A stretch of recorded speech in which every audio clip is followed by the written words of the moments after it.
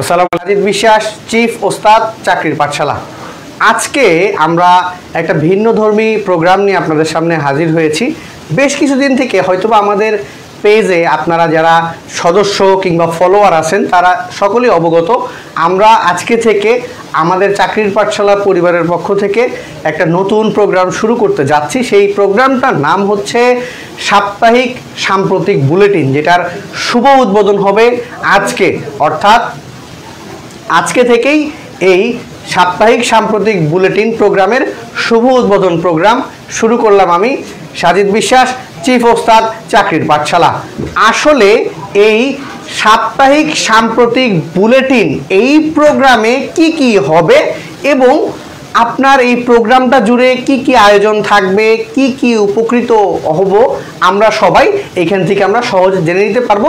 তার আগে একটা ছোট্ট কথা বলতে চাই, যারা এই মুহূর্তে আমার সাথে লাইভে যুক্ত হয়েছেন সকলেই লাইভটি একটু শেয়ার করে দিবেন। পাশাপাশি আমিও আমার নিজের প্রোফাইল এবং আমাদের যে Facebook group, Messenger group, WhatsApp group সবগুলোতে একটু শেয়ার করে সবাইকে জানিয়ে দিতে চাই যে আসলে চাকরির পাঠশালা একটি ব্যতিক্রমধর্মী প্রতিষ্ঠান যে শিক্ষার্থীদেরকে নিয়ে কাজ করতেছে এবং নিত্য নতুনভাবে আরও অনেক বিষয় আপনাদের সামনে নিয়ে আসবে। এবং এই প্রোগ্রামটা খুবই গুরুত্বপূর্ণ। যারা বর্তমান ফেসবুকে আছে তারা যাতে কমপক্ষে লাইভে এই ক্লাসটা দেখতে পারে, যার জন্য আমি তো শেয়ার করবই এবং আপনারা যারা এখন আসতেছেন একটু শেয়ার করে দিবেন, পরে আসতেছেন তারাও শেয়ার করে দিবেন। 1 মিনিট পরে আবার আমি কথা শুরু করব। আমি একটু লাইভ ভিডিওটা আমাদের বিভিন্ন যে গ্রুপগুলো আছে অনেকে অপেক্ষায় আছে। আসলে ইতিমধ্যে আমাদের সাথে অনেকজন স্টুডেন্ট জয়েন করছে, সবাই অপেক্ষায় ছিল যে 7:15-তে শুরু হবে চাকরির পাঠশালা থেকে এই সাপ্তাহিক সাম্প্রতিক বুলেটিন প্রোগ্রামটা আমরা দেখবো। আসলে এখানে কি হতে পারে এই বিষয়গুলো নিয়ে একটু কনফিউশন ক্লিয়ার করার পরে আজকের বিশেষ আকর্ষণ অবশ্যই আছে, যদিও যারা স্মার্ট বোর্ডের মাধ্যমে ইতিমধ্যে হয়তো অনেকে আকর্ষণটা দেখে ফেলছেন, তারপরেও টেনশনের কোনো কারণ নাই। সেই আকর্ষণটা আমি আবার আপনাদের সামনে নিয়ে আসব। ছোট করে আমি একটু আমাদের সবগুলো গ্রুপে একটু জানিয়ে দিতে চাই এবং শেয়ার দিয়ে দিচ্ছি যাতে সবাই এই প্রোগ্রামটা দেখে উপকৃত হতে পারে। আপনারা যারা আছেন তারাও একটু শেয়ার দিয়ে দিলেন।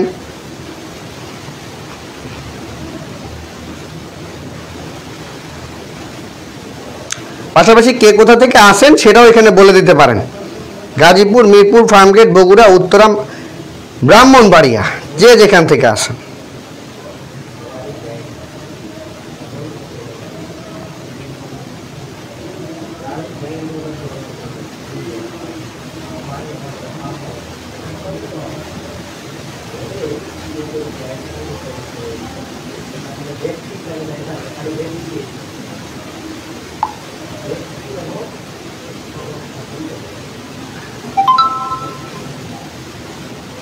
আচ্ছা, মোটামুটি আমি অনেকের কাছে পৌঁছায় দিতে সক্ষম হয়েছি, বাকিগুলো আবার পরবর্তীতে দিব। ইতিমধ্যে আমাদের সাথে অনেকজন লাইভে চলে আসছে। আসলে আমাদের এই সাপ্তাহিক সাম্প্রতিক বুলেটিন যে প্রোগ্রাম, এই প্রোগ্রামটার মধ্যে আমরা বিশেষ করে যে বিষয়গুলোকে নিয়ে আলোচনা করব সেটা হচ্ছে সাপ্তাহিক সাম্প্রতিক বুলেটিনের মধ্যে সাম্প্রতিক, আমরা একটা ওয়ার্ড যেটা বলতেছি, সাম্প্রতিকের মাধ্যমে বুঝতে পারতেছি যে নিত্য নতুনভাবে যে তথ্যগুলো আপডেট হচ্ছে। আপডেট তথ্য বলতে আমরা সাধারণ জ্ঞানকে বোঝাচ্ছি। এই ধরনের নিত্য নতুন তথ্যগুলো বর্তমান বিভিন্ন পরীক্ষার মধ্যে আসতেছে। উদাহরণস্বরূপ বাংলাদেশের বিভিন্ন তথ্য, কারণ সাধারণ জ্ঞান বিষয়টাকে আমরা দুই ভাগে ভাগ করতে পারি, একটা বাংলাদেশ বিষয় বলি, একটা আন্তর্জাতিক বিষয় বলি। সেম বাংলাদেশের যে তথ্যগুলো আপডেট হচ্ছে, আন্তর্জাতিকের যে তথ্যগুলো আপডেট হচ্ছে, চাকরির বিভিন্ন তথ্য যে আপডেট হচ্ছে, সবগুলোর একটা কমপ্লিট প্যাকেজ হচ্ছে এই সাপ্তাহিক সাম্প্রতিক বুলেটিন প্রোগ্রাম। এই প্রোগ্রামে ধরেন আজকে একটা পরীক্ষা ছিল, এই পরীক্ষা ছাড়াও বাংলাদেশ রেলওয়ের একটা পরীক্ষায় কোশ্চেন আসছিল বিমস্টেকের বর্তমান সভাপতি কে। এটা কিন্তু চেঞ্জ হয়ে গেছে, বর্তমান বিমস্টেকের সভাপতি হচ্ছে ডক্টর মোহাম্মদ ইউনুস। এছাড়াও ধরেন পরীক্ষায় প্রশ্ন আসতে পারে বিমস্টেকের বর্তমান সদস্য দেশ কয়টি। বিমস্টেকের পূর্বের সদস্য দেশ ছিল 11টি, বর্তমান সদস্য দেশ হচ্ছে 10টি।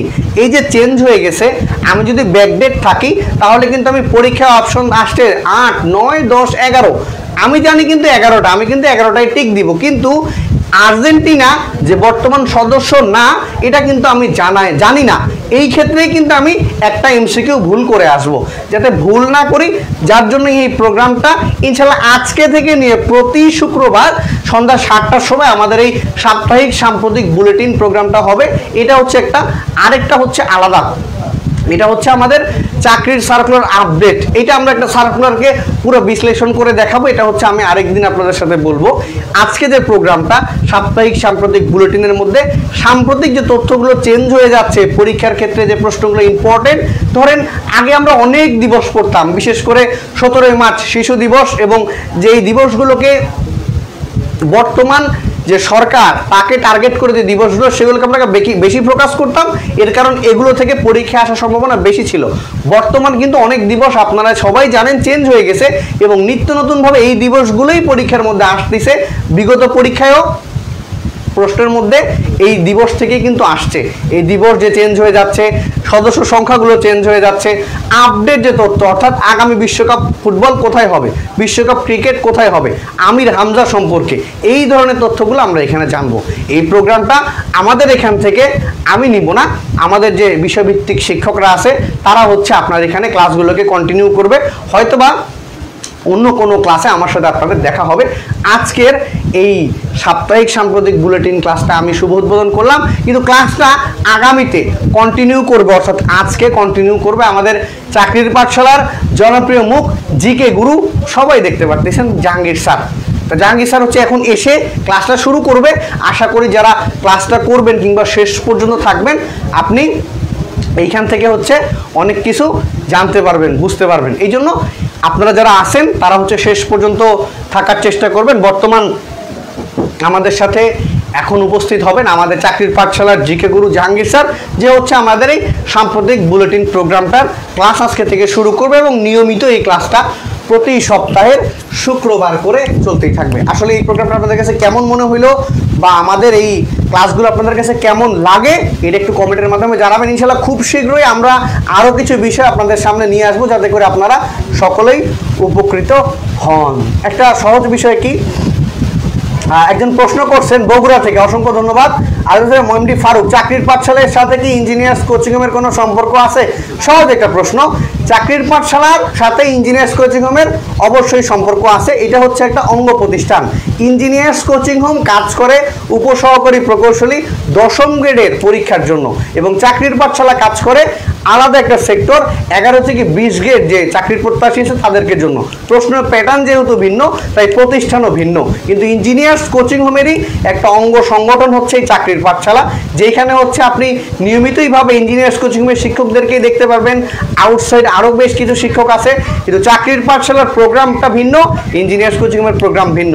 11 থেকে 20 গ্রেডের প্রশ্ন এবং 10ম গ্রেডের প্রশ্নের মধ্যে হিউজ একটা ডিফারেন্স আছে। 10ম গ্রেডের প্রশ্ন রিটেন টাইপ পরীক্ষা কম হয়।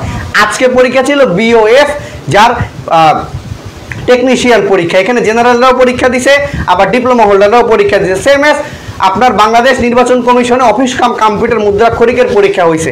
এই পরীক্ষাটা ছিল আজকের এমসিকিউ। রিটেন টাইপ পরীক্ষার প্রশ্ন, এমসিকিউ টাইপ পরীক্ষার প্রশ্নের প্যাটার্ন ভিন্ন, যার কারণেই ইঞ্জিনিয়ার্স কোচিং হোম এবং চাকরির পাঠশালা একই প্রতিষ্ঠান, আমাদের অফিস একই জায়গায়, কিন্তু সবাই যাতে কনফিউশন না পড়ে যে আসলে চাকরির পাঠশালা কি engineers coaching home, engineers coaching হোমই চাকরির পাঠশালা, না, একটাই প্রতিষ্ঠান কিন্তু নাম ভিন্ন, অফিস কিন্তু আবার একই জায়গায়। সেটা হচ্ছে তাকওয়া প্যালেসের 2য় তলায় আসলেই আপনি আবার সেম চাকরির পাঠশালার পুরো টিমকে দেখতে পারবেন। আশা করি আপনাকে আমি সহজেই বুঝাইতে পারছি। আবারও পরবর্তীতে আপনাদের সাথে কথা হবে। এই মুহূর্তে আমাদের সাথে ক্লাস নেবেন সকলের পরিচিত মুখ জিকে গুরু জাহাঙ্গীর স্যার। আমি জাহাঙ্গীর স্যারকে আমন্ত্রণ করবো আমাদের এই শুভ উদ্বোধন প্রোগ্রামে এসে ক্লাস শুরু করার জন্য। স্টুডেন্টরা অধীর আগ্রহ নিয়ে আপনার জন্য বসে আছে।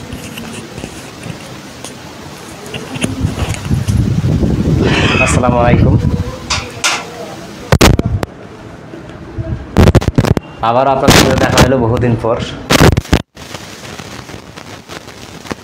আমাদের এই যে এই নতুন পেজ খোলা হয়েছে, একটা পেজ অ্যাক্সেস পাইতে মোটামুটি মাসখানেকের মতো সময় লাগে, বা তারও বেশি সময় লাগে লাইভ করার জন্য। তো সেই ক্ষেত্রে আমাদের একটু সময় লাগছে এই পেজটা দাঁড় করানোর জন্য।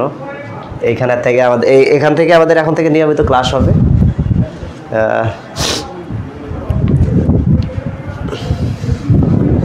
আচ্ছা, সাম্প্রতিক বুলেটিন আমাদের ইতিপূর্বে বেশ কয়েকটা ক্লাস হয়েছে। যদিও বা আজকে আমরা সাম্প্রতিকে একবারে ডিরেক্ট সাম্প্রতিকে যাব না, এটা যেহেতু প্রথম ক্লাস আর কি এই পেজে আমার, তো সেই ক্ষেত্রে কিছু প্রশ্ন সলভ করবো আজকে আমরা। এরপরে থেকে আমাদের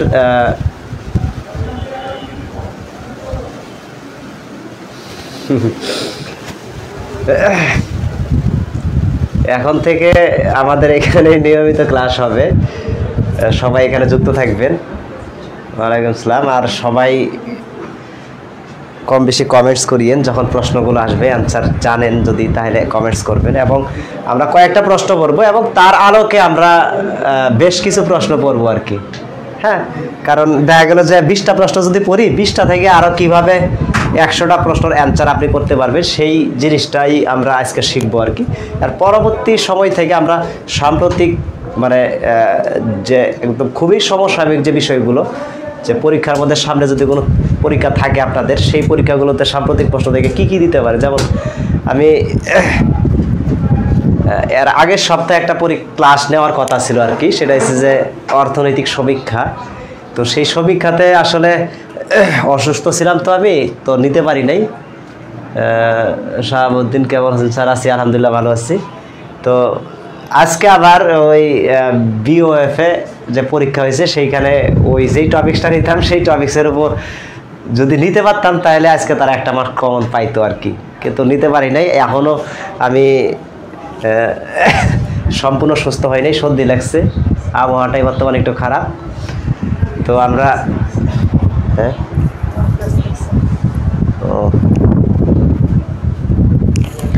আচ্ছা, কথা না বাড়ায় আমরা আমাদের কাজে চলে যাই।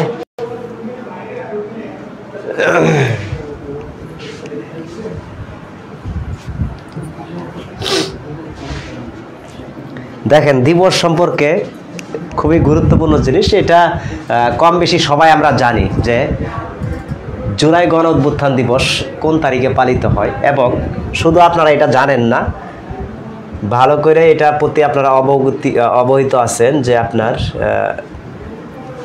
এই যে জুলাই গণ অভ্যুত্থান দিবস যেটা, এটা আপনার কমেন্টস করেন আমার এখানে, আমি দেখি অ্যান্সার কী হবে। পাশাপাশি আপনারা এর পাশাপাশি আরও 2টা দিবস ঘোষণা করছে। শহীদ আবু সাইদ দিবস, আর এটা আছে কি নিউ বাংলাদেশ দিবস বা নতুন বাংলাদেশ দিবস। আচ্ছা, এটা হচ্ছে ধরেন 1, এটা হচ্ছে 2। নতুন করে সরকার 3টা দিবস ঘোষণা করছে। আপনার বুলেটিন ক্লাস বুলেটিন তো লাগে। আচ্ছা, এই যে এখানে আমি আরো 2টা জিনিস লিখলাম, এগুলা কিন্তু পরীক্ষার মধ্যে খুবই দেয় আর কি, মানে দেয় বলতে সামনে যে পরীক্ষাগুলো আপনারা পাবেন সেখানে কিন্তু এখান থেকে অবশ্যই প্রশ্ন পাবেন যে এই নতুন করে যে বাংলাদেশে 3টা দিবস ঘোষণা করছে সরকার, এই 3টা দিবস এবং নতুন করে এই যে গণ অভ্যুত্থান দিবস যেটা, এটা পালন করছে বাংলাদেশ, নতুন করে পালন করছে, সেই দিবসটা কবে সবাই অ্যান্সারগুলো দিয়ে দেন, তাহলে আশা করি এখান থেকে একটা মার্ক ধরতে পারবেন নেক্সট কোনো পরীক্ষার মাঝে যদি আসে আর কি। তাহলে সবাই বলেন এটা কবে। 1 নম্বর একজন বলছে যে 16ই জুলাই, সাকলাইন সাকিব। আচ্ছা, এইটার অ্যান্সার কি হবে? জুলাই গণ অভ্যুত্থান এইটা হবে না, এটা হবে না, এটা হবে না, এটা হবে।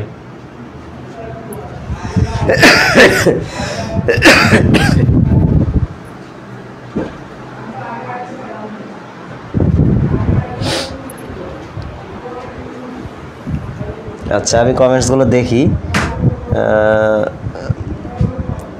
সবাই বলতেছে খ 5 জুলাই। জুলাই মানে কি জুলাই দেখাইতে হবে?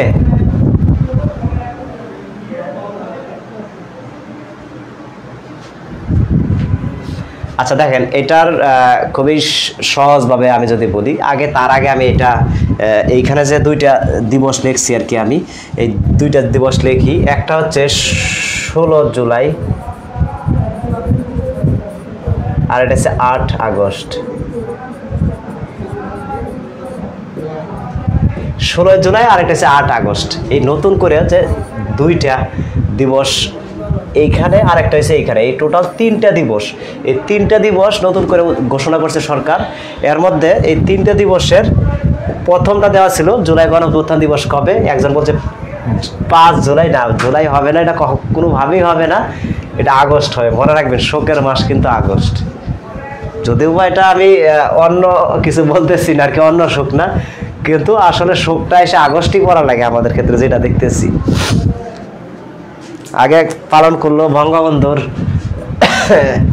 এখন হচ্ছে এটা। আচ্ছা, এবার আসেন এই 3-0 তত্ত্বের প্রবক্তাকে। এটা যদি কেউ পারেন ঝটপট করে ডেকে ফেলেন। এই 3-0 তত্ত্ব, এটার উদ্ভাবককে, আর এই 3-0 তত্ত্ব কি কি কি কি 3-0 তত্ত্ব কি কি? 1, এই 2, এই 3। যেহেতু 3-0 মানে 3-0, এটার উদ্ভাবককে, এই তত্ত্বের প্রবক্তাকে?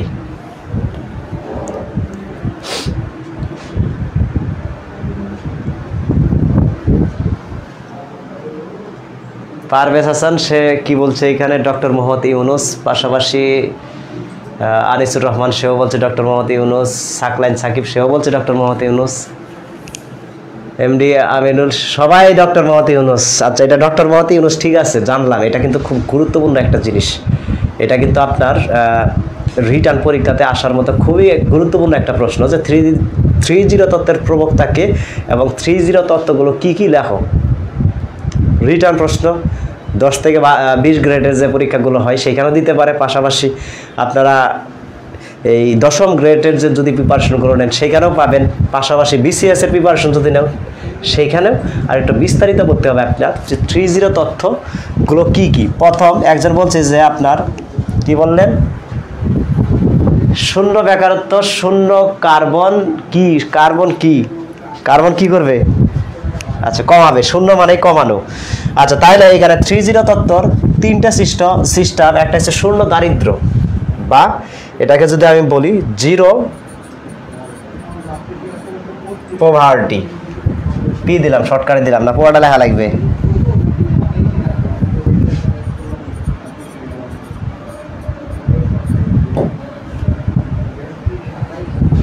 মানে শূন্য দারিদ্র। আচ্ছা, এটা গেল এটা। এখন এটা যদি 3 মার্কের প্রশ্ন হয়, 3 মার্কের প্রশ্ন, দেখেন একটা জিনিস দেখেন, এটা তাহলে উদ্ভাবককে, উদ্ভাবক হচ্ছে ডক্টর মোহাম্মদ ইউনুস। আচ্ছা, এটার অ্যান্সার আমি বাইরে নিলাম যে এটা পারলেন। এবার কি কি, এইটা 3টা, এটা এইখানে কিন্তু 3 মার্ক দিয়ে দিবেন আপনাকে। সেক্ষেত্রে আপনাকে লিখতে হবে কি, এইখানের ভিতরে এইটা লেখার পর এইখান থেকে আরো স্টার চিহ্ন দিয়া 1 থেকে 2টা পয়েন্ট আপনাকে লিখতে হবে। যে শূন্য দারিদ্র কি, সহজভাবে রেখে দিবেন, একবারে সহজ। সেটা হচ্ছে দারিদ্র সম্পূর্ণভাবে বিলুপ্ত করা। দেশের মধ্যে কোনো গরিব লোক থাকবে না, সবার পকেটে থাকবে কি, খালি বান্ডিল, এটা। আচ্ছা, তারপরে হচ্ছে প্রত্যেক মানুষের, মানে প্রত্যেক মানুষকে আত্মনির্ভরশীল করে গড়ে তোলা। কীরকম? সে কোনো কর্মসংস্থানের ব্যবস্থা করে দিতে হবে তাকে, তাহলেই তো সে গরিব থেকে ধনী হয়ে যাবে। তার মানে এইটার সাব পয়েন্ট যদি আপনি দেন যে 0 পভার্টি বা শূন্য দারিদ্রতা, এটা যদি করতে হয় একটা দেশের, কি করতে হবে? দেশ থেকে গরিব কমাইতে হবে। দ্বিতীয়ত, গরিব কিভাবে কমবে? যদি কর্মসংস্থানের ব্যবস্থা করতে পারেন তাকে। তার মানে কি, সরকারকে কর্মসংস্থানের ব্যবস্থা করে দিতে হবে, তাহলেই আপনি আত্মনির্ভরশীল হবেন। গেল হয়েছে এটা। আচ্ছা, তারপরে 2 নাম্বার হচ্ছে শূন্যত্ব বেকার বা শূন্য বেকারত্ব, যেটাকে বলা হয় 0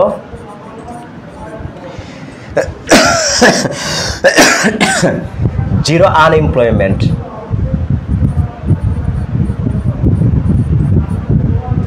এমপ্লয়মেন্ট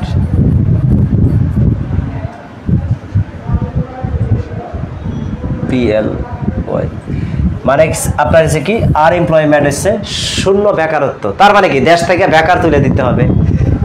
মানে আমাদের মতো বেকার যারা আছেন আর কি, বা আপনারা যারা এখানে বসে বসে কমেন্টস করতেছেন, অনেকেই আছেন এখনো চাকরির সন্ধানে ঘুরতেছেন, তো আপনার আর্থিক অবস্থা বর্তমান কীরকম আছে, আপনার বন্ধু চাকরি পাইছে তার আর্থিক অবস্থা কীরকম আছে, এইখানে ডিফারেন্স করলেই আপনি বুঝতে পারবেন। এখানে ওই কয় না যে জ্ঞান অর্জনের জন্য চীন দেশে যাইতে হবে, শুধু চীনে যাওয়ার দরকার নেই। আপনি আপনার পাশের কোনো বন্ধুর সাথে আপনাকে কম্পেয়ার করেন। যদি আপনি এই আনএমপ্লয়মেন্ট এইটা যদি টাকাইটা দেই এমপ্লয়মেন্ট, আপনি যদি বেকারত্ব থেকে মুক্তি পান তাহলে আপনি কি হবে,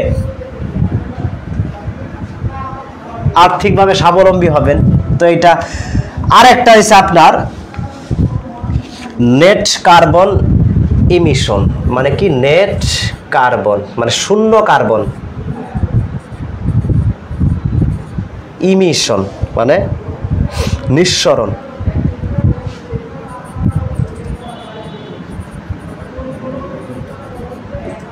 নেট কার্বন ইমিশন, তাইলে তিনটা জিনিস কি কি পাইলাম, একটা হচ্ছে শূন্য দারিদ্রতা, একটা শূন্য বেকারত্ব, আর এটা হচ্ছে শূন্য কার্বন নিঃসরণ। এখন শূন্য কার্বন নিঃসরণটা কিভাবে করবেন, খুবই সিম্পল জিনিস।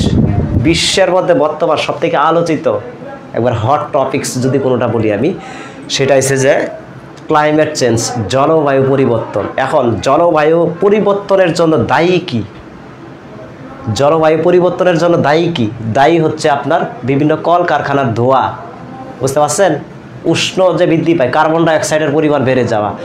তো সেই ক্ষেত্রে এগুলা কি করতে হবে, আপনাকে প্রাকৃতিকভাবে দেশের মধ্যে বনায়ন সৃষ্টি করতে হবে, বুঝতে পারছেন।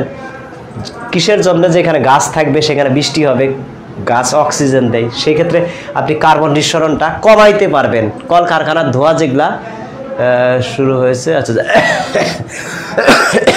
এটা কমাই নিয়ে আসতে পারবেন। এটা হচ্ছে আপনার এই নেট কার্বন কমানোর একটা পন্থা। আর একটা হচ্ছে খুবই গুরুত্বপূর্ণ জিনিস যেটা, সেটা হচ্ছে যে আমরা সোলার সিস্টেম, যেটা আর কি পরিবেশ বান্ধব, কয়টা ন্যাচারাল জিনিস, পরিবেশ বান্ধব জিনিসের ব্যবহার আমাদের বাড়াইতে হবে। যেমন সোলার সিস্টেম, আপনি আপনার প্রাকৃতিকগত নবায়নযোগ্য জ্বালানির ব্যবহারটা বাড়াইতে হবে আমাদের, তাহলে আপনার এই যে কলকারখানার ধোঁয়া এই সেই হাবিজাবি জিনিস এটা কমে যাবে, তাহলে শূন্য দারিদ্রটা এখান থেকে মুক্তি পাবে। তাহলে 3-0 তত্ত্বের প্রবক্তাকে ডক্টর মোহাম্মদ ইউনূস 3-0 তত্ত্ব কি কি এগুলা এবং এগুলার ভিতরে আলোচনা কি, এটা আশা করি এখান থেকে প্রশ্ন যদি আসে নেক্সট টাইম ভুল হওয়ার কথা না, পারবেন। আমার কথা মনে রাখবেন যে এটা তো বলছিল ক্লাসের মধ্যে, আমার কথা মনে করবেন, দাঁত সামনে 4টা দাঁত বের করবেন, বের করে 3টে লিখবেন এখান থেকে। আচ্ছা, এবার খুবই সমসাময়িক, আমরা খুবই মানে মর্মাহত, গভীরভাবে শোকাহত এই ঘটনাটার জন্য। কারণ এই ঘটনাতে আমাদের চোখের সামনেই ঝরে গেল ছোট ছোট কিছু প্রাণ এবং পাশাপাশি কিছু স্টাফ এবং দেশের খুবই মর্মান্তিক একটা ঘটনা আর কি, বুঝতে পারছেন। তো সাম্প্রতিক ঢাকা মাইলস্টোন স্কুল অ্যান্ড কলেজে কত তারিখে বাংলাদেশের একটা যুদ্ধ বিমান মানে বিধ্বস্ত হয়ে প্রাণহানি ঘটছে, সরকারি হিসাবে পাওয়া গেছে প্রায় 36 জন মারা গেছে এখানে।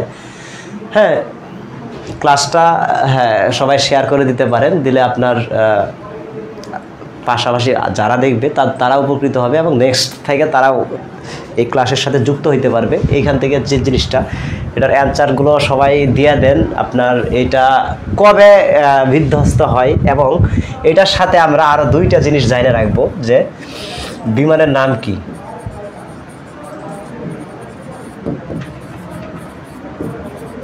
বিমানের নাম মানে যে বিমান বাহিনী কর্তৃক যে যুদ্ধ বিমানটা বিধ্বস্ত হচ্ছে সেটা, আর এটা হচ্ছে পাইলটের নাম,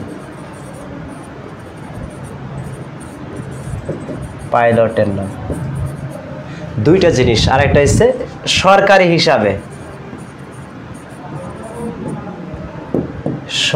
হিসেবে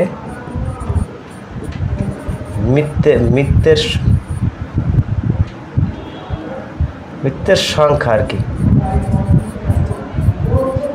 আচ্ছা, এই হিসাবে 36 জন, সরকারি হিসাবে 36 জন। রানিং যে কারেন্ট অ্যাফেয়ার্স বইটা দেওয়া আছে এখানে পাবেন। আর বিমানের নাম হচ্ছে F7 BGI। আর এবার পাইলটের নামটা আপনারা কমেন্টস করে বলবেন পাইলটের নাম কি। আমি 2টা লিখে দিলাম, যুদ্ধ বিমান F7 BGI, মৃতের সংখ্যা সরকারি হিসাবে 36 জন। এবার এই যে pilot, who is the person,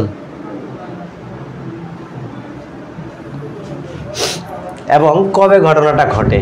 20 July, 21 July, 22 July, 23 July.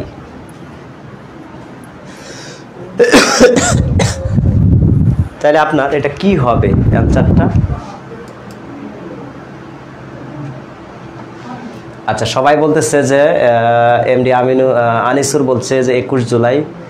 আচ্ছা, 21 জুলাই। বাকিরা বলছেন যে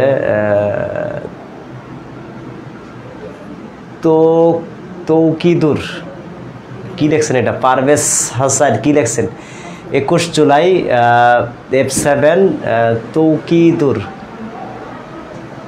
তৌকির ইসলাম সাগর। আচ্ছা, আনিসুল ইসলাম খুব সুন্দর কথা বলছেন, নাম হয়েছে তৌকির ইসলাম সাগর।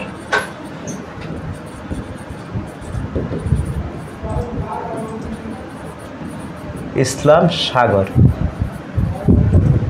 তাহলে আমরা এখান থেকে কি কি জানতে পারলাম? দেখেন, এইখান থেকে যদি প্রশ্ন আসে নেক্সট কোনো পরীক্ষাতে আসে বলতে আসছে আপনার এই যে পাইলটের নাম কি?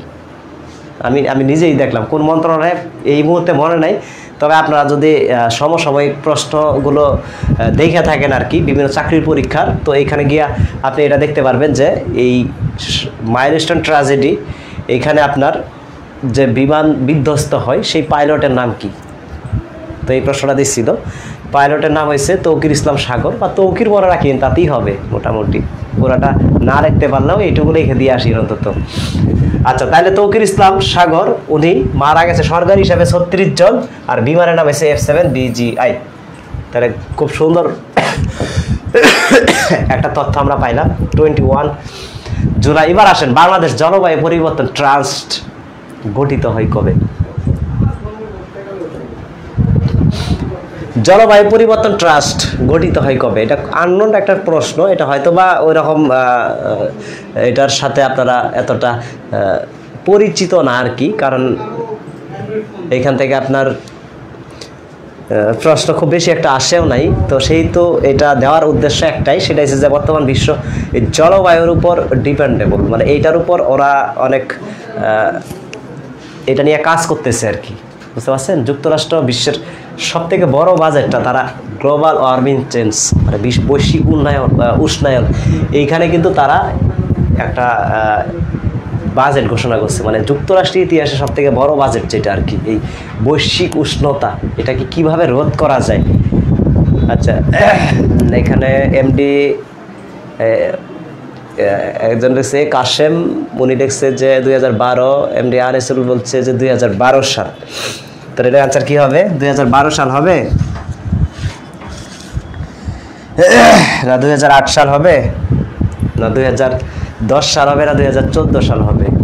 স্যার, জুনিয়রের নিউ সার্কুলার কি আসতে পারে? আচ্ছা, এটা একটু সমস্যা হয়ে গেল, কারণ এটা আসার সম্ভাবনা খুবই বেশি ছিল, কিন্তু এখন একটা জিনিস শুনতেছি আর কি লোকমুখে, যাহা ঘটে তাই কিন্তু ঘটে আর কি, দিন শেষে এটা অনেকটা এরকম হয় আর কি বর্তমান আমাদের। তো সেই ক্ষেত্রে শুনতেছি যে 271 জনের মতো একটা আপনার প্যানেল নাকি হবে। যদি প্যানেল হয় তাহলে হয়তো বা সার্কুলারটা নাও আসতে পারে এই মুহূর্তে। বাংলাদেশ জলবায়ু পরিবর্তন ট্রাস্ট গঠিত হয় কত সালে? আমরা প্রশ্নে চলে যাই, এটা হচ্ছে 2008 সালে। এইখান থেকে খুব বেশি জিনিস নিয়ে আলোচনা করলাম না, বা লাগবেও না, এটা শুধু এইটুকু জায়গা রাখেন। পরে আসেন বাংলাদেশ সংবিধানে সংরক্ষিত মহিলা আসন, এক কথায় নারী আসন সংক্রান্ত অনুচ্ছেদ কোনটা? বাংলাদেশের সংরক্ষিত নারী আসন যেটা আর কি, হ্যাঁ, মানে মহিলাদেরকে যে আসনটা সংরক্ষিত দেওয়া হয়, বর্তমান সংরক্ষিত নারী আসন হচ্ছে 50টি। সংরক্ষিত নারী আসন কয়টা? এই 50টা।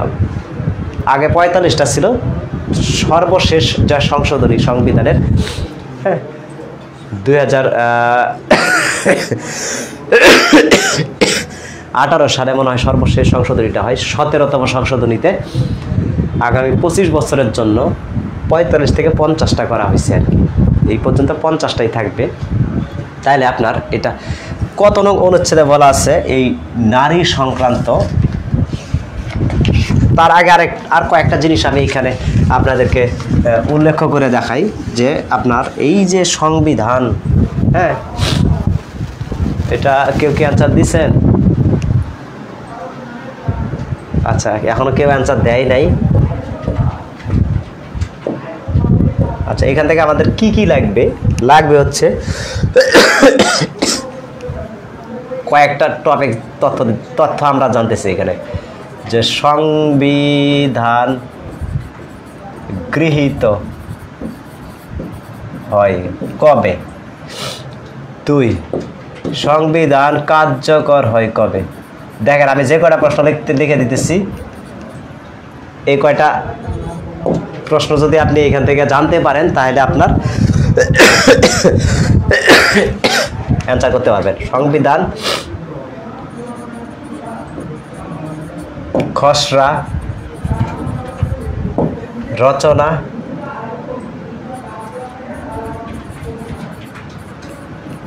কমিটির সদস্য কতজন, তারপরে সংবিধান খসড়া রচনার সভাপতি, হু ইজ দ্য পার্সন, সভাপতি। 5 নম্বর দেখেন এখানে বেশ কয়েকটা জিনিস লিখতেছি স্যার, সংবিধান সংশোধনের বিষয়গুলো ঐক্যমত কমিশন হয়েছে, সেগুলো কি প্রকাশ করেছে সরকারিভাবে পাওয়া যাচ্ছে। আচ্ছা, এগুলা এখনো অনলাইনে ইন্ডিভিজুয়ালভাবে ওই রকম পাওয়া যাইতেছে না, তবে সার্চ দিয়ে দেখতে পারেন, পাইতে পারেন, কিছু কিছু ভুলও পাইতে পারেন আর কি। আচ্ছা, তারপরে আসেন সংবিধানের তফসিল কয়টি। সংবিধান শেষ দিয়ে দেব এইটুকুর মধ্যে। দেখেন 6 সংবিধানের অধ্যায় বা ভাগ কয়টি। 7 সংবিধানের বৈশিষ্ট্য কয়টি। তারপরে হচ্ছে 8 সংবিধানের অনুচ্ছেদ কয়টি। দেখা যায় তো, লেখা বোঝা যেতেছে কি, লেখা না বোঝা গেলে অবশ্যই বলবেন, কথা যদি না শোনা যায় সেটাও আপনারা বলবেন এইখানে। আচ্ছা, তারপরে 9 সংবিধানের সংশোধনী কয়টি। এ পর্যন্ত কয়টা সংশোধনী হয়েছে আর কি। প্রথম হয়েছিল 73 সালে, সর্বশেষ মনে হয় 2018 সালে হয়। তাহলে এইখানে দেখেন বেশ কয়েকটা জিনিস এখানে আমরা লিখলাম। এইখানে আপনার সংবিধান গৃহীত হয় কবে। সংবিধান গৃহীত হয়েছে আপনার যে বাংলাদেশ সংবিধান দিবস, যেটা আর কি 4 নভেম্বর 1972 সাল। কবে? 4 নভেম্বর 1972 সালে সংবিধান গৃহীত হয়। কবে? 4 নভেম্বর 1972 সালে। আর কার্যকর হয় 16 ডিসেম্বর 1972 সালে এটা কার্যকর হয়। আর খসড়া কমিটির সদস্য হয়েছে 34 জন। কতজন? খসড়া কমিটির সদস্য সংখ্যা 34 জন। আচ্ছা, যাই হোক, ধন্যবাদ। আচ্ছা, সভাপতি হয়েছে ডক্টর মোহাম্মদ ইউনূস, মেরে দিয়ে না, ডক্টর কামাল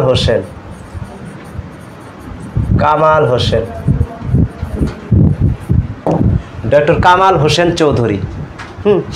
আচ্ছা, তারপরে আপনার আসেন তফসিল কয়টা। এগুলা সচরাচর সবাই পড়ছেন। তফসিল হয়েছে 7টা, অধ্যায় বা ভাগ হয়েছে 11টা, তারপরে বৈশিষ্ট্য হয়েছে 12টা, অনুচ্ছেদ কয়টা 153টি, তারপরে সংশোধনী এই পর্যন্ত 17 বার। হয়তো বা সামনে আরেকটা সংশোধনী আসবে। এগুলা হচ্ছে বেসিক কিছু জিনিস এখানে আমি দেখাইলাম। এছাড়াও আরও কয়েকটা জিনিস আছে। তো জিনিসটা কোন জায়গায় দেখানো যায়? আচ্ছা, এদিকে আসেন। আগের জিনিসটা কি দেখা হয়েছে আপনাদের? যদি দেখা হয় তাহলে এখানে আসেন। এবার এটা তো গেল মানে বাংলাদেশ সংবিধান রিলেটেড। এবার আমরা আরেকটা তথ্য, ওইখানে তথ্য দিয়েছিলাম কয়টা, ও আরে কাইটে গেল। আর যাই হোক 10 নম্বর, ও আল্লাহ এখানে এত বড় মোটা হয়েছে গিয়া।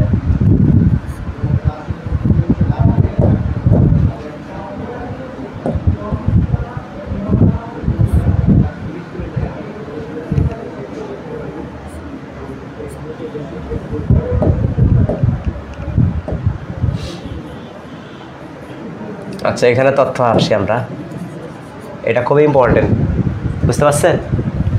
আচ্ছা, বাংলাদেশের সংবিধান কোন দেশের সংবিধানের, এগুলা অ্যান্সার করেন আপনারা, কোন দেশের সংবিধানের আদলে তৈরি?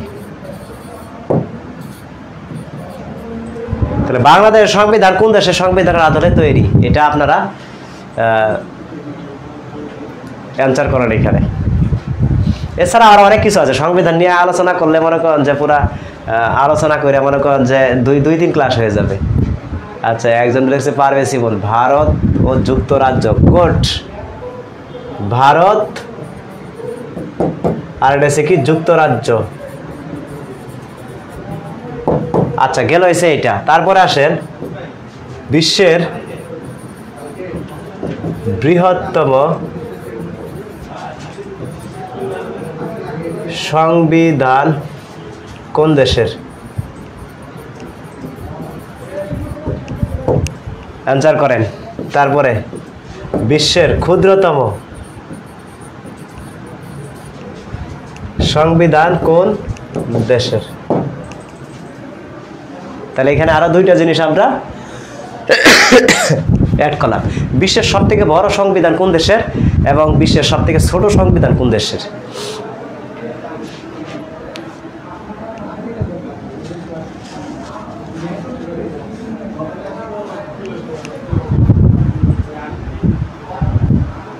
ভারত আর একজন লেখছে কি যুক্তরাজ্য। আচ্ছা 2 নম্বর, আচ্ছা নাম্বার যেহেতু দিচ্ছেন 1, 2, 3,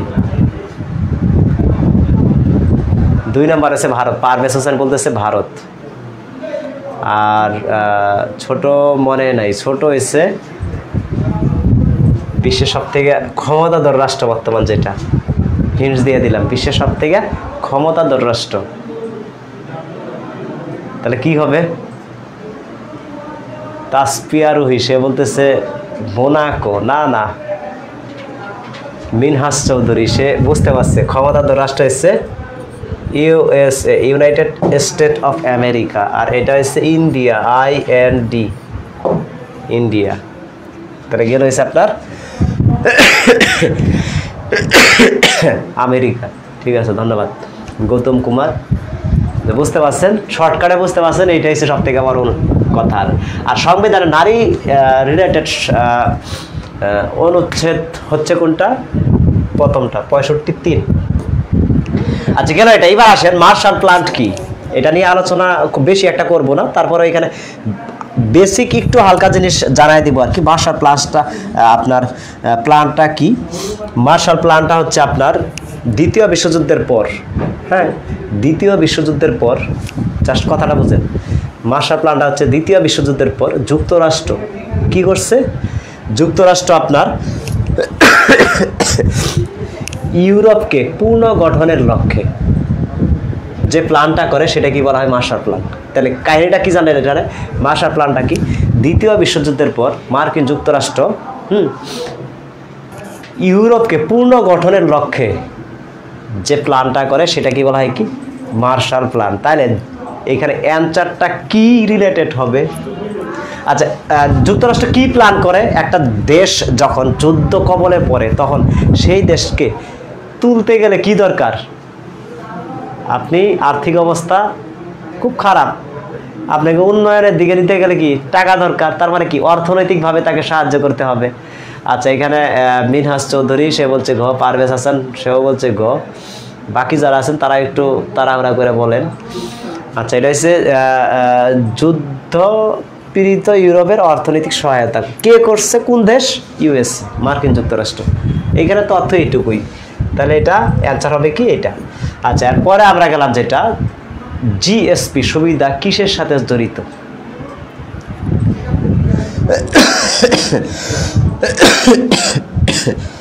generalise system of preference, GSP.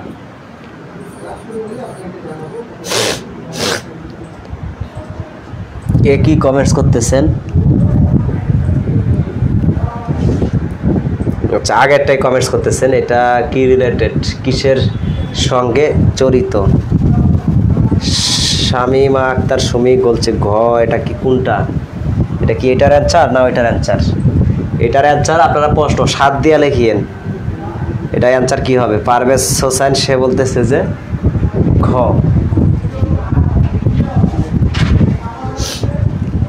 শুধু সে একা বললে হবে? বাকিরা বলেন এটার অ্যান্সার কি হবে? কিসের সাথে সম্পৃক্ত? অর্থনীতি।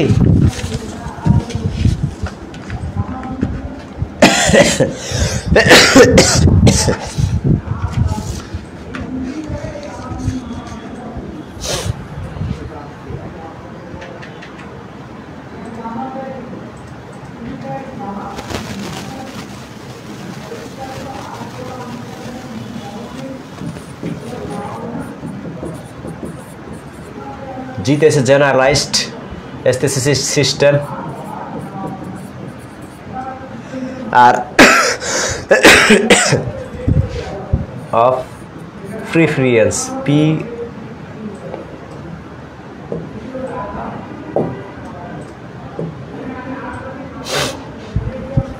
মুছে গেল।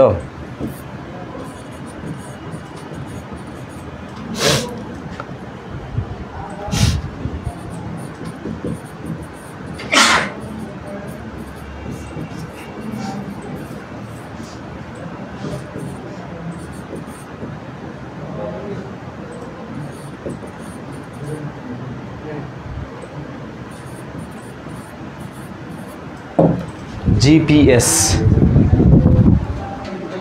আচ্ছা, মিনিয়াজ চৌধুরী, গৌতম কুমার, পারভেজ মাত্র 3 জন অ্যান্সার দিচ্ছেন যে অর্থনীতির সাথে জড়িত। তাহলে এটা কিসের সাথে জড়িত? অর্থনীতির সাথে জড়িত। এটা হচ্ছে বিশেষ এক ধরনের শুল্কমুক্ত সুবিধা। তাহলে এটা কি? জিএসপিটা কি? বিশেষ এক ধরনের শুল্কমুক্ত সুবিধা। এটা হচ্ছে কি?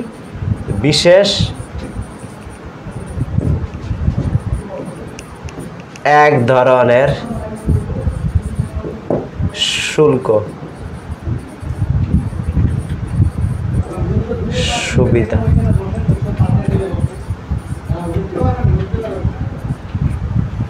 বিশেষ এক ধরনের শুল্কমুক্ত সুবিধা। তার মানে শুল্কটা কিসের সাথে যায়?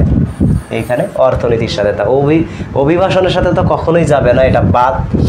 জলবায়ুর সাথেও যাবে না, নিরাপত্তার সাথেও যাবে না। তার মানে এখানে শুধুমাত্র এটা চিরচেরা যায়। বুলেটিন চলমান থাকবে ধারাবাহিক। ঠিক আছে, ধন্যবাদ। সামনে থেকে আমাদের সাম্প্রতিক আসতেছে আরও। আজকে খুব বেশি সাম্প্রতিক নাই আমাদের। তার মানে এটা অর্থনীতির সাথে জড়িত। আচ্ছা, এর পরের প্রশ্ন আসে। দেখেন তো, বাংলাদেশের প্রথম 5 বছর মেয়াদী পরিকল্পনা প্রণয়ন করা হয় কত সালে? খুব গুরুত্বপূর্ণ একটা। এটা 5 বছর মেয়াদী পরিকল্পনা, যেটাকে বলা হয়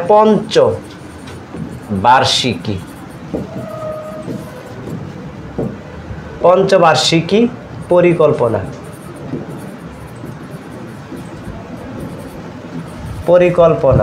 তুমি তার নয় করে না। আচ্ছা, 5 বছর মেয়াদী বা পঞ্চবার্ষিকী পরিকল্পনা।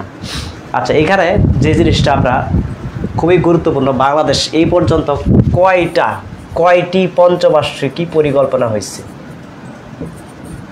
এই পর্যন্ত, এবং সেটার মধ্যে এই প্রথম কোনটা হয় এবং বর্তমান রানিং চলতেছে কোনটা, সেটা আমরা এখান থেকে জানতে পারবো। এটা খুবই আপডেট একটা জিনিস। এখান থেকে রিটার্ন প্রশ্ন কিন্তু আসে যে আপনার এই বর্তমান পঞ্চবার্ষিকী পরিকল্পনা কততম, এবং এই পঞ্চবার্ষিকী পরিকল্পনার মেয়াদ প্রিলিতে আসে যে বর্তমান পঞ্চবার্ষিকী পরিকল্পনার মেয়াদ।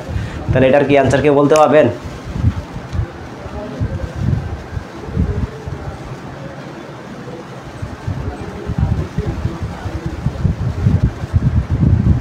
যারা আছেন একটু ঝটপট অ্যান্সারগুলো দিতে পারলে ভালো হয়।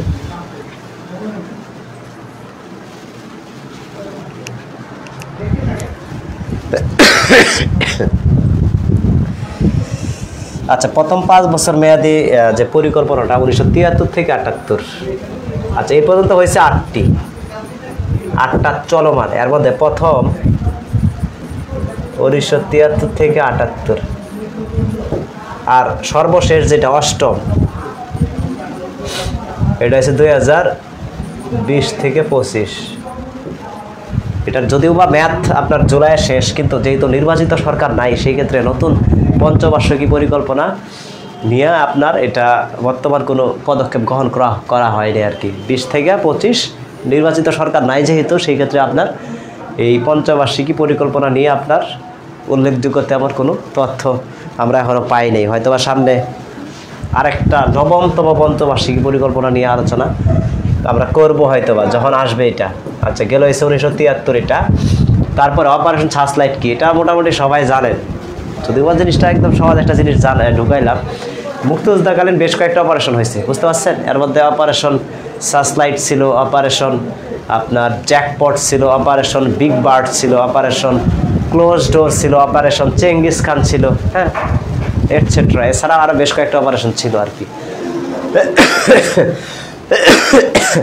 তাহলে এটা অপারেশন সার্চলাইটটা হচ্ছে 25 মার্চ 1971 সালে মধ্যরাতে পাকিস্তান বাহিনীরা নিরস্ত্র বাঙালির উপর যে আক্রমণটা করে সেটা কি বলা হয়, অপারেশন সার্চলাইট। তাহলে এখান থেকে আর তেমন কোনো তথ্য আর বাকিটা দিলাম না, হ্যাঁ এখান থেকে শুধু এটুকুই জানে রাখেন। এবার গ্রিন হাউস গ্যাসগুলোর মধ্যে প্রধান কোনটা? এই গ্রিন হাউসটা কি? গ্রিন হাউসটা হচ্ছে সূর্যালোকের মানে এক কথায় একটা কাচের ঘর আর কি, বুঝতে পারছেন, যেখানে আলোগুলোকে ধরে রাখার জন্য শীত প্রধান দেশগুলোতে এই গ্রিন হাউসটা আপনার বেশি ব্যবহার করা হয়। তাহলে কোন জিনিসটা এখানে তাপমাত্রা বাড়ায়, এটা একটু আপনারা ঝট করে অ্যান্সার করেন যে কোন জিনিসটা এখানে তাপমাত্রা বৃদ্ধিতে সহায়তা করে। এবং এছাড়াও গ্রিন হাউস যে অন্যান্য গ্যাস আছে সেই গ্যাসগুলো কি কি গ্যাস হইতে পারে? গ্রিন হাউস গ্যাসের ভিতরে আছে কি কি গ্যাস আছে? গ্রিন হাউস গ্যাসের ভিতরে আছে মিথেন, বুঝতে পারছেন, যেটাকে বলা হয় CH4, এটা হচ্ছে গ্রিন হাউস গ্যাস। আচ্ছা, তারপরে গ্যাস আছে নাইট্রাস অক্সাইড N2O। আচ্ছা, তারপরে আপনার গ্যাস আছে কি গ্যাস আছে? গ্যাস আছে আপনার ওজোন O3, তারপরে হচ্ছে ক্লোরোফ্লোরোকার্বন,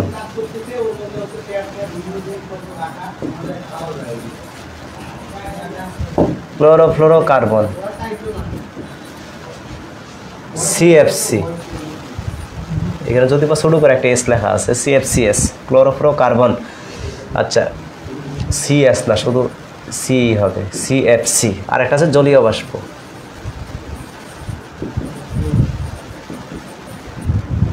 এই যে এগুলো হচ্ছে গ্রিন হাউস গ্যাসের উপাদান। এর মধ্যে আপনার খাদিজা আক্তার সুমকি সে বলছে কি, আচ্ছা তাসপিয়ারই সে বলছে 3, খাদিজা আক্তার সুমকি সে বলছে অপশন 3, পারভেজ হোসেন সেও বলছে অপশন 3। আচ্ছা, যারা অপশন 3 বলছেন কার্বন ডাইঅক্সাইড CO2, এটা যারা বলছেন তাদেরটা সবাইকে আমি সাধুবাদ জানাই। আবারও আগের ভাষায় বলতে হয়, আপনার অন্তরস্থল থেকে আপনাদের জানাই এক বুক ভালোবাসা। আপাতত আর জানানোর মতো কিছুই নেই। এবার আসেন মেগাসিটি বলতে কি বোঝায়? What is megacity? বিশ্বের বৃহত্তম মেগাসিটি কোনটা? মেগাসিটি বলতে কি বোঝায়? 1 কোটির বেশি জনসংখ্যার শহর, শুধু রাজধানী, প্রযুক্তি নির্ভর শহর, 100 বছরের পুরাতন শহর। তাহলে এটা অ্যান্সারটা কি হবে? সবাই একটু ঝটপট করে জানায় দেন যে মেগা সিটি বলতে আমরা আসলে মূলত কি বোঝাই, এবং এই আমাদের যে ঢাকাটা এটা কি মেগা সিটি কি না? ঢাকা কি মেগা সিটি? লেখেন আপনারা, দেখেন যে ঢাকা মেগা সিটি কি না। যদি না হয় তাহলে না লেখেন, আর যদি হা হয় তাহলে হা লেখেন, যে ঢাকা মেগা সিটি অ্যান্সার, পরে ব্র্যাকেটে লিখে দিবেন হা। আচ্ছা, বিশ্বের এটা কি টোকিও, বিশ্বের আপনার এটার অ্যান্সার দিচ্ছেন কি 1 কোটির বেশি জনসংখ্যা শহর, 1 কোটি বা 10 মিলিয়ন। আচ্ছা ঠিক আছে, ধন্যবাদ। কাশেম সেও বলছে অপশন ক, 1 নম্বর অপশন বলছে। তাহলে 1 কোটির বেশি জনসংখ্যা শহর, ঢাকাতে প্রায় 2 কোটি অধিক জনসংখ্যা, বুঝতে পারছেন? ঢাকাতে, ঢাকা মেগা সিটি নয়, টোকিওকে মেগা সিটি বলা হয়। আচ্ছা যাই, পারভেজ হোসেন সে হয়তো বা জানে না, ঢাকা কিন্তু বিশ্বের কোনো বইয়ে দেওয়া আছে, বইয়ে তো আসলে অনেক বইয়ে অনেক রকম দেওয়া আছে, যদি নেটে সার্চ দেন তাহলে বিভিন্ন ধরনের অ্যান্সার আসে। ঢাকা হয়েছে বিশ্বের 11তম মেগা সিটি, আবার কোনো জায়গায় দেওয়া আছে বিশ্বের 9মতম মেগা সিটি, বুঝতে পারছেন? ঢাকা অবশ্যই মেগা সিটি। ঢাকাতে আপনার জনসংখ্যা কি, আপনি কি পাইছেন? ঢাকার জনসংখ্যা কি 1 কোটির বেশি না? অবশ্যই 1 কোটির বেশি, 2 কোটি পার ঢাকার জনসংখ্যা। আচ্ছা, ঢাকা বিশ্বের মেগা সিটি হিসাবে আপনার অন্তর্ভুক্তি লাভ করা হয়েছে আপনার 1991 সালে। ঢাকা কত সালে? ঢাকা 11তম ধরলাম, 1991 সালে মেগা সিটিতে রূপান্তরিত হয়। আর বিশ্বের বর্তমান মেগা সিটির সংখ্যা, বর্তমান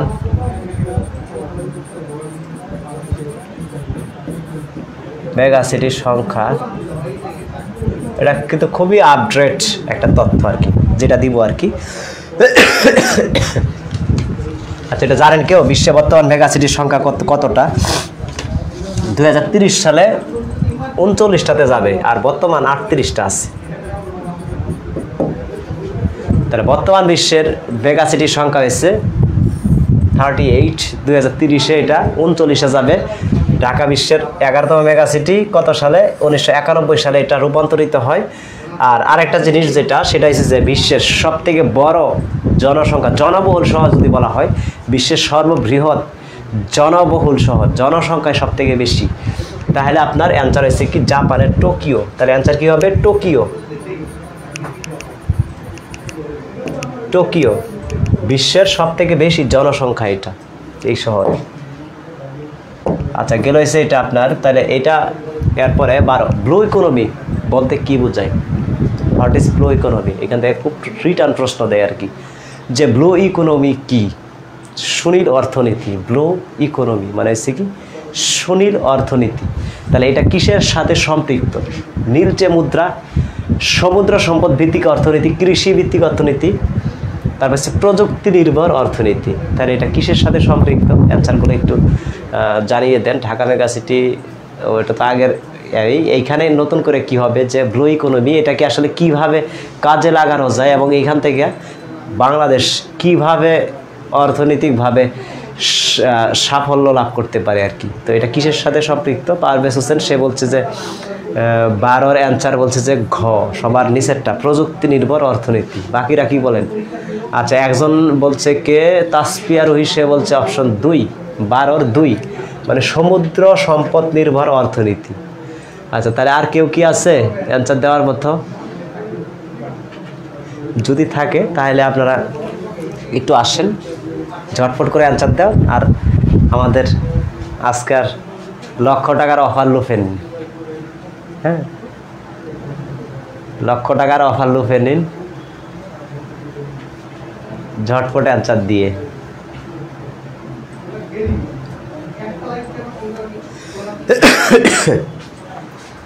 আচ্ছা, 12 নম্বরের অ্যান্সার 2 জনেই দিছে অনলি, হয়তো বা জানে না। আচ্ছা, এটা সমুদ্র নির্ভর অর্থনীতি।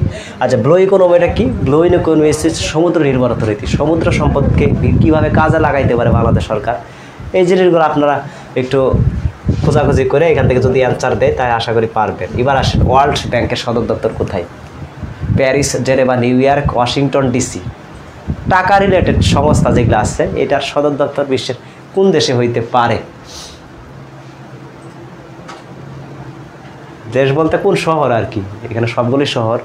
ফ্রান্সের রাজধানী হচ্ছে প্যারিস, সুইজারল্যান্ডের রাজধানী হচ্ছে আপনার জেনেভা, নিউ ইয়র্কটা একটা শহর, আর ওয়াশিংটন ডিসি হচ্ছে যুক্তরাষ্ট্রের রাজধানী। তাহলে এটার অ্যান্সার কি হবে? খাদিজা আক্তার শমকি সে বলছে যে Washington DC, district of Columbia. Parvez Hossain সে বলছে 3 নম্বর নিউ ইয়র্ক। বাকি কারা আছে? তাসফিয়া রুহি সেও বলছে অপশন 4। আচ্ছা, পারভেজ হোসেন সে তার ভুল শুধরায় মনে হয় আবার এভাবে আসলো নাকি, 4-এ আসছে। কাশেম সেও বলছে 4। আচ্ছা, সবাই যেহেতু 4 বলতেছেন, তাহলে এবার আসেন যে এই যে ফ্রান্সের প্যারিস,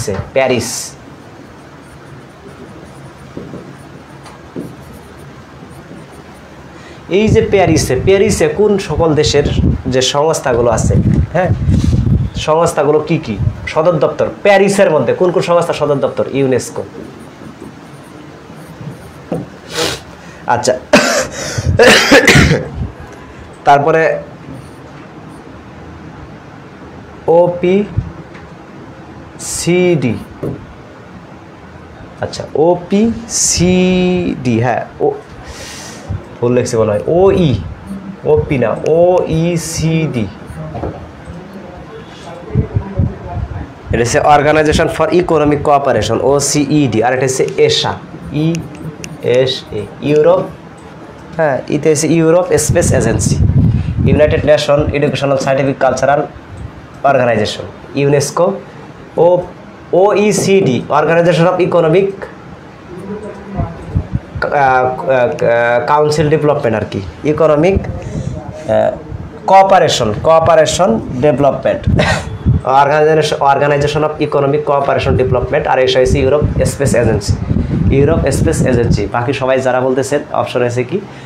শাহাবুদ্দিন সেও বলছে অপশন 4, গৌতম কুমার সেও বলছে অপশন 4, সবাই এটা বলতেছেন। আচ্ছা, প্যারিসে এই সকল সংস্থার সদর দপ্তর। এবার আসেন জেনেভা, সুইজারল্যান্ডের জেনেভাতে কোন সকল সংস্থার সদর দপ্তর? অনেক সংস্থার সদর দপ্তর জেনেভাতে। কি কি? হু, ওয়ার্ল্ড হেলথ অর্গানাইজেশন, বিশ্ব স্বাস্থ্য সংস্থা।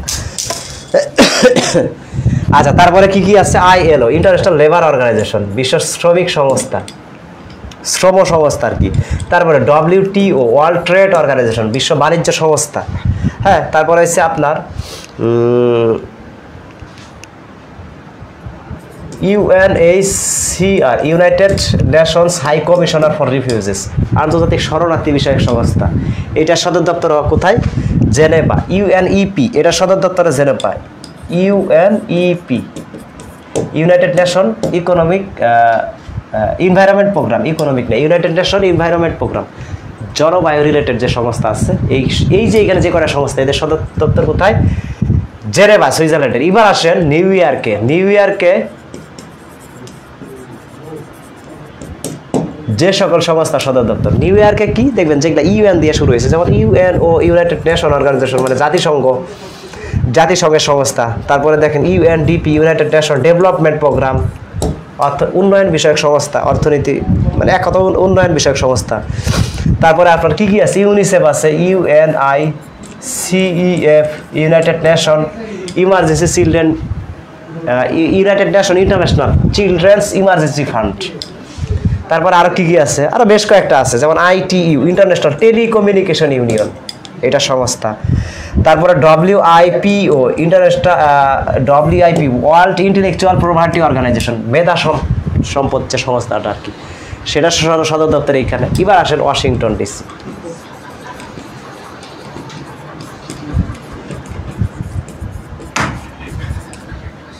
এক কথায় টাকা রিলেটেড যেগুলা, world bank, WBG, world bank group. তারপরে আছে IBRD,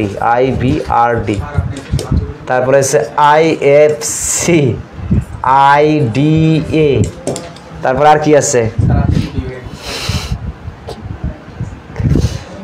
আচ্ছা, মুদ্রা রিলেটেড সংস্থা আছে না, IMF, ইন্টারন্যাশনাল মনিটারি ফান্ড। আচ্ছা দেখেন, এই যে আমি এখানে কয়েকটা সংস্থা লিখলাম, এখানে শুধু শহরগুলো দেওয়া আছে, আমি কোন শহরে কোন কোন সংস্থাগুলো, এই সংস্থাগুলো দিলাম। আপনি এটা তো পারলেন না, পাশাপাশি এখান থেকে যদি অন্য কোনো সংস্থা দেয় সেটাও পারবেন। কি? WHO, World Health Organization, ILO, International Labour Organization, WTO, World Trade Organization, বিশ্ব বাণিজ্য সংস্থা, UNHCR, জাতিসংঘের শরণার্থী বিষয়ক, United Nation High Commissioner for Refugees, UNEP, United Nation Environment Programme এগুলা। আর নিউ ইয়র্কে কী কী জাতিসংঘ, ইউএনডিপি, ইউনিসেফ, ITU, WIPO এগুলা। তারপরে বিশ্ব ব্যাংকের সংস্থা মানে সদর দপ্তর এইখানে ওয়াশিংটন DC, টাকা রিলেটেড।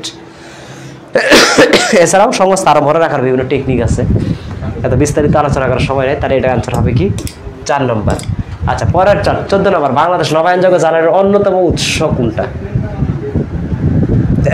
এটা কি নবায়নযোগ্য আপনার জ্বালানি বলতে যেটা প্রকৃতিতে পুনরায় ফিরে আসে, যেটার ব্যবহার কখনোই শেষ হবে না, মানে এটা মানে কি বলবো,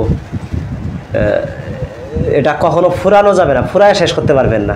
নবায়নযোগ্য জ্বালানি যেটা, এটা পুনরায় ফিরে আসে আর কি। কিভাবে ফিরে আসে সেটা হচ্ছে যে সূর্য থেকে যে আলোক রশ্মিটা আসে সেইখান থেকে আপনার কি তাপ শক্তি উৎপন্ন হয়, বুঝতে পারছেন? তো এইরকম আরও বিভিন্ন উৎস আছে, এর মধ্যে কয়লা, তেল, সৌরশক্তি, প্রাকৃতিক গ্যাস, কোনটা অ্যান্সার হবে? এটার অ্যান্সারটা কী হবে সবাই একটু ঝটপট জানান দেন। যে নবায়নযোগ্য, বাংলাদেশের নবায়নযোগ্য জ্বালানির অন্যতম উৎস, যেই শক্তি কখনোই ফুরায় না, প্রাকৃতিক গ্যাস বলছে একজন। আচ্ছা, প্রাকৃতিক গ্যাসটা কি ফুরাবে না?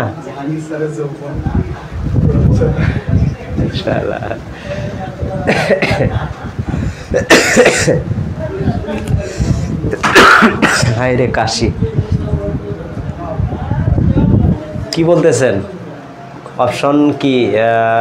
খাদিজা আক্তার, উত্তম কুমার, পারভেজ হোসেন, সবাই বলতেছে, তাসপিয়া, সবাই বলতেছে যে অপশন 3 মানে আপনার সৌরশক্তি। আচ্ছা, সৌরশক্তি, শাহাবুদ্দিন সেও বলছে, লিখন খান সেও বলছে, গৌতম সেও বলছে যে অপশন 3। তার মানে 10-এর লাঠি 1-এর বোঝা, মানে কি আমি একা করে হবে না, আমাকে আপনাদের দিকে যেতে হবে। সৌরশক্তি শুধু এইগুলোই না, এছাড়া আরও আপনার এই প্রাকৃতিক গ্যাস যেগুলো আছে, এবারে সরি এই নবায়নযোগ্য জ্বালানি যেগুলো আছে, এগুলোর বেশ কয়েকটা উৎস আছে, বুঝতে পারছেন? তো ওইটা আমি এখানে আলোচনা করলাম না। নবায়নযোগ্য জ্বালানির ভিতর আছে আপনার বায়ু শক্তি আছে, হ্যাঁ, জলবিদ্যুৎ শক্তি আছে, ভৌতিক তাপ আছে। আচ্ছা,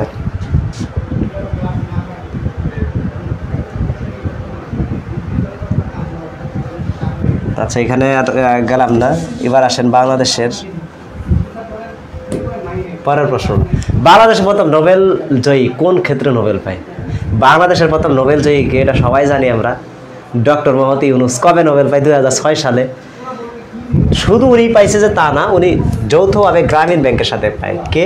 ডক্টর মোহাম্মদ ইউনূস। তাহলে কিসে নোবেল পায়? সাহিত্য, অর্থনীতি, শান্তি আর হচ্ছে পদার্থবিজ্ঞান। তাহলে ডক্টর মোহাম্মদ ইউনূস কিসে নোবেল পায়?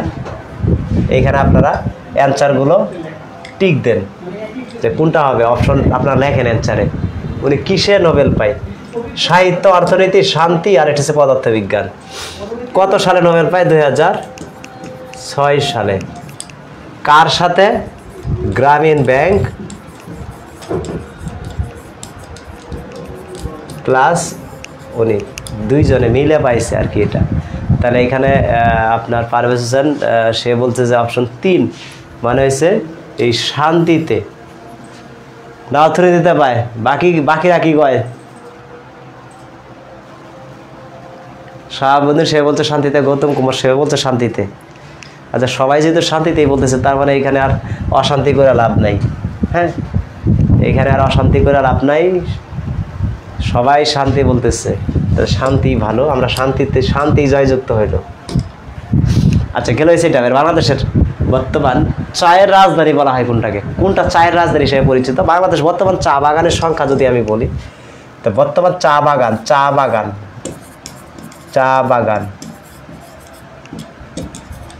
সর্বশেষ তথ্য মতে চা বাগান আছে বাংলাদেশে 170টি।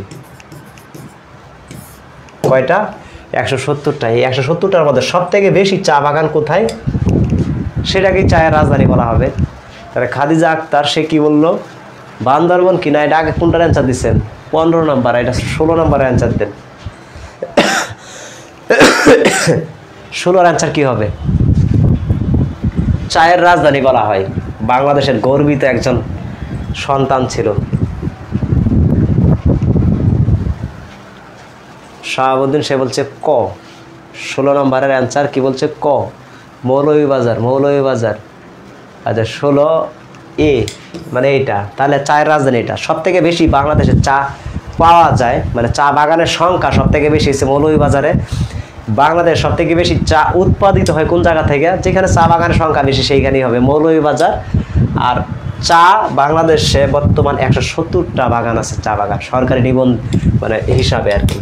তাহলে এটা হচ্ছে মৌলভীবাজার গেল হচ্ছে এটা। এবার 17 নম্বর, বায়ুমণ্ডলে সব থেকে বেশি কোন গ্যাস পাওয়া যায়? বায়ুমণ্ডলে সব থেকে বেশি কোন গ্যাস পাওয়া যায়?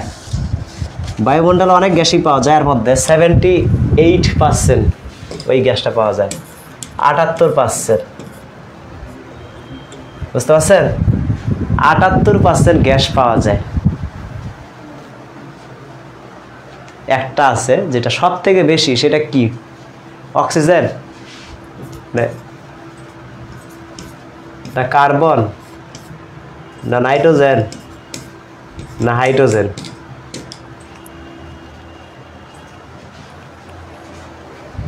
কোনটা হবে? আচ্ছা এখানে 17 তাসপিয়া রহি সে বলছে 17-র 3 নাম্বার। পারভেজ হোসেন সে বলছে কার্বন 2 নম্বর। আচ্ছা 17-র 3 মানে নাইট্রোজেন। তাহলে বায়ুমণ্ডলে নাইট্রোজেন পাওয়া যায় কত %? 78 পয়েন্ট সামথিং আর কি, 78, এইটাই জেনে রাখেন। 17-র 3। লিখন খান সেও বলছে 17-র 3। আচ্ছা ধন্যবাদ যারা যারা খুব সুন্দর অ্যান্সার দিয়েছেন। বাংলাদেশ জাতিসংঘের সদস্যপদ লাভ করে কবে? আজকে যারা আপনার এই নির্বাচন কমিশনে পরীক্ষা দিচ্ছে, তো এইখানে একটা প্রশ্ন দিচ্ছিল যে বাংলাদেশ কমনওয়েলথের সদস্যপদ লাভ করে কবে? তো বাংলাদেশ বিভিন্ন সংস্থার সদস্যপদ লাভ করে, এর মধ্যে যদি আমি উল্লেখযোগ্য বলি কমনওয়েলথ,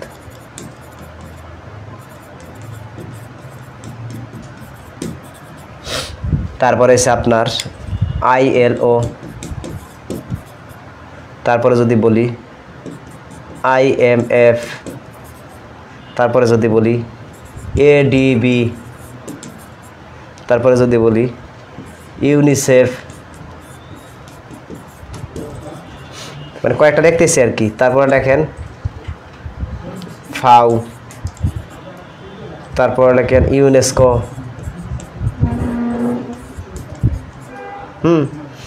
তারপরে কি IDB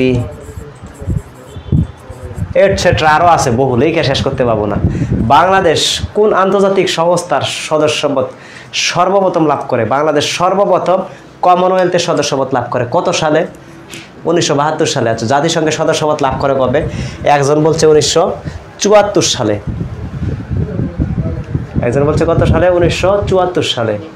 আচ্ছা ফিরোজ আলম, খাদিজা আক্তার সবাই বলতেছে 18-র খ 1974 সালের 17 সেপ্টেম্বর 136তম দেশ হিসেবে বাংলাদেশ সদস্যপদ লাভ করে। কবে? 1974 সালে 17 সেপ্টেম্বর। কততম? 136তম দেশ হিসেবে। হ্যাঁ এবার আসেন কমনওয়েলথের সদস্যপদ 1972। তারপরে ILO 1972।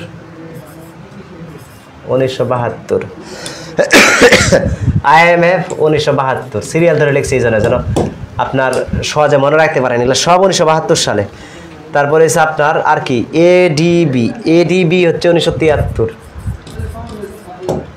তারপরে হচ্ছে ইউনিসেফ 1973। তারপরে হচ্ছে ফাওয়ের কবে? 1973। আচ্ছা তারপরে আসেন ইউনেস্কো কবে? 1974। আর IDB হয়েছে, এটা হয়েছে 1974। যখন পড়বেন একটু সিরিয়াল ধরে পড়বেন, তাহলে আপনার জিনিসটা সহজ হয়ে যাবে। এখানে আমি আপনাদের সিরিয়াল ধরে লিখে দিচ্ছি যে এই যে এই সংস্থাগুলো, এর মধ্যে জাতিসংঘ যেহেতু আছে, জাতিসংঘ 74-এ ঢুকবে, তারপরে হচ্ছে আপনার জাতিসংঘ যদি বলা হয় এই যে ইউএনও, এটা হচ্ছে কি 1974। এছাড়া আরও অনেক সংস্থা আছে, বুঝতে পারছেন, ওআইসি আছে, ইফাদ আছে, হ্যাঁ, তারপর সার্ক আছে, আইএমও আছে, ডব্লিউটিও আছে, বিমস্টেক আছে, সিডেপ আছে, অগণিত অনেক সংস্থা আছে। তাইলে আপনার এইখানে আমরা এই যে এইখানে কয়েকটা দিলাম, যেগুলো আমি সিরিয়াল ধরে দিচ্ছি, যে এইভাবে সিরিয়ালটা মনে রাখেন, তাহলে আপনার বারবার খোঁজা লাগবে না, বুঝতে পারছেন, যে কত সালে কোনটা সদস্যপদ লাভ করে, এই যে এই কয়টা। তাহলে আমাদের প্রশ্নই প্রায় শেষের দিকে। হ্যাঁ, ন্যাটোর বর্তমান সদস্য সংখ্যা কত, ন্যাটোর বর্তমান সদস্য সংখ্যা কত এবং সর্বশেষ সদস্য কোনটা।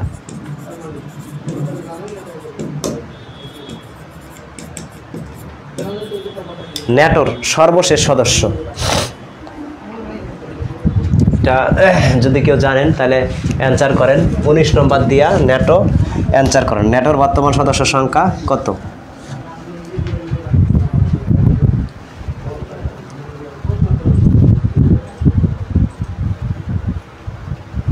সর্বশেষ সদস্য হচ্ছে সুইডেন। ন্যাটো প্রতিষ্ঠাকাল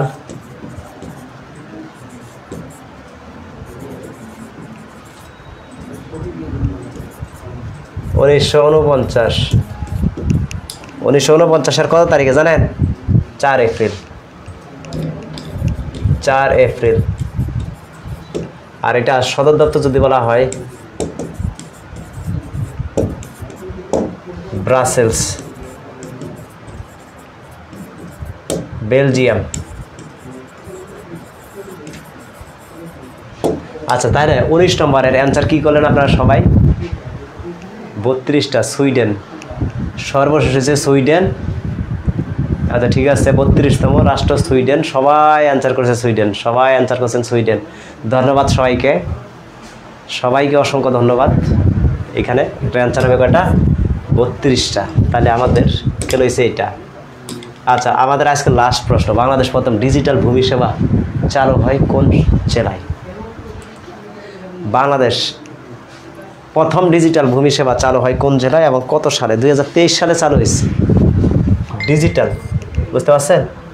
আচ্ছা, এটা চলে আসছে অ্যান্সার।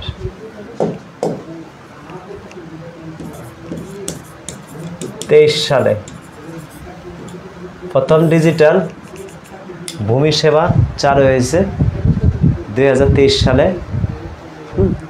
কোন জায়গায় এটা চালু হয়?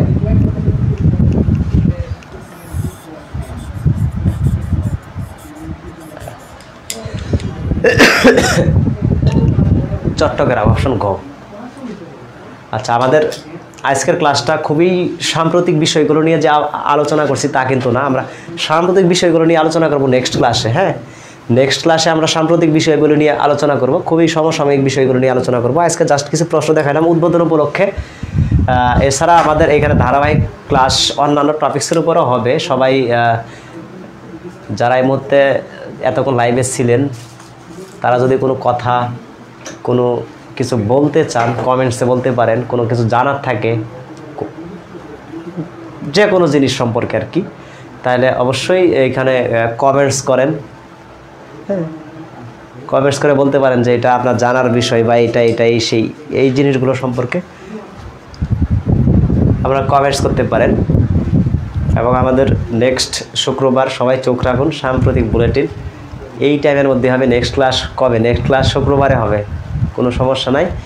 ওইটা আমাদের খুবই মানে কোনো একটা